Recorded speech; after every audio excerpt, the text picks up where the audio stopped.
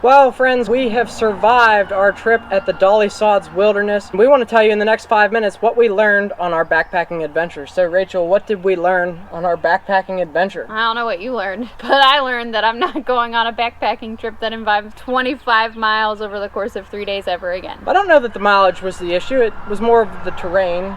I need to do more of a beginner's trip. That maybe to some of you is a beginner's trip. It was not for me. What was your favorite part of the trip? Probably the campsite at night 2. What was your least favorite part of the trip? The creek crossings. I don't mind creek crossings if I don't have to worry about children. 30-pound packs. That's basically it. If I hadn't had that pack, I hadn't been worried about dropping all of my stuff. You're out there with limited clothing, limited supplies. Like, I did not want to get it all dunked wet, so that was stressful. The water was very painfully cold. For route planning for this event, we used several sources. The main one that I like is this here Purple Lizard map. So the little bit of research that I did led me to believe that the northeast corner of the Dolly Sods might not be the most interesting terrain. I found throughout the first day that this section of trail is really full of what I imagined Dolly Sods to be. Wide open, expansive views, red spruce all over the landscape, and you could really see forever. We also found some beaver dams in the swamps and stuff up there. This was not a very challenging section of trail. It was mostly flat, very easy. We did the loop starting at Bare Rocks and moved in a clockwise fashion around the Sods. This whole section, so from Bare Rocks trailhead down to Red Creek, there's water sources everywhere, so you really don't have to worry about carrying a lot of water with you. So we camped the first night near where the left fork dumps into Red Creek near a beautiful waterfall. Very nice section of campsites there and an abundance of water. There were quite a few other people though camped there. It seemed to be the most populous area of camping that we discovered. We then made our way down south and we chose to climb down to Red Creek itself, and that's where those water crossings are that Rachel was referring to earlier. We really expected this to be a very interesting section of trail full of waterfalls, a section where we walked along the creek the whole way. However, don't be fooled by how close you are to Red Creek on the map, because in reality you are way up on a cliff face, and while you're over here on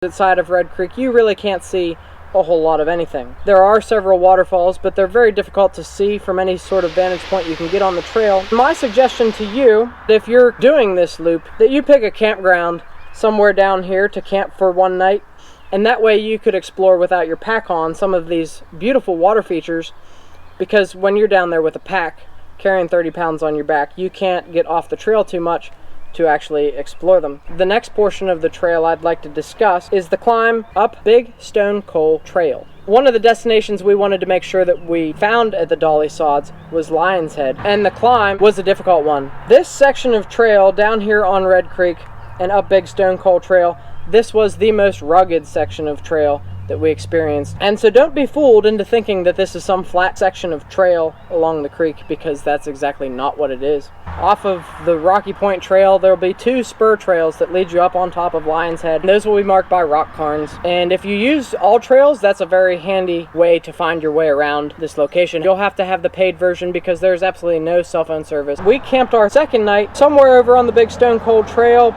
probably near where the Duncan-Barger Trail meets up with it. What a beautiful campsite that was, as Rachel mentioned earlier.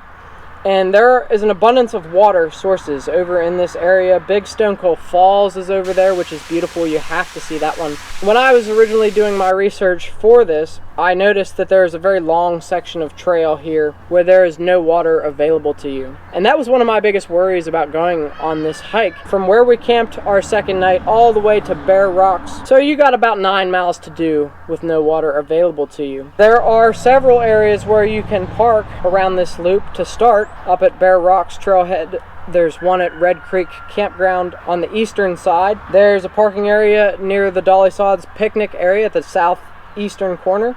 And at the southwestern corner, there is also one at the Red Creek trailhead. Also, you could start over in Cannon Valley where you would come up on Wilderness Way.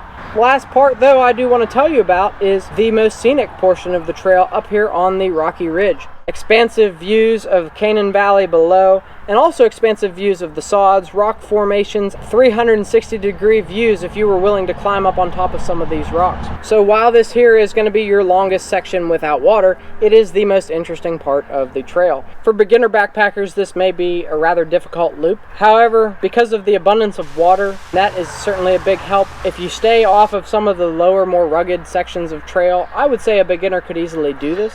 So I also definitely want to give credit where credit is due. This website that I used is called Into the Backcountry. This is a very comprehensive guide to the whole thing. It has information on history, trail facts, the loop that he did, 26 miles. You'll have to use Google Chrome to do it. There is an interactive map that you'll just click on, and it shows you water sources and campsites. However, there's a lot of campsites available that are not on this map. Also, it includes mileage. Check that out as well as you are researching your trip to Dolly Sods. Thank you to Into the Backcountry for doing this, and I'll include a link to this blog in the description of the video. Friends, be sure to subscribe for more adventures. If you would like more information on Dolly Sods, here's part 1, here's part 2, part 3 is down below, and our Wild and Wonderful West Virginia playlist down below also. Thanks for watching.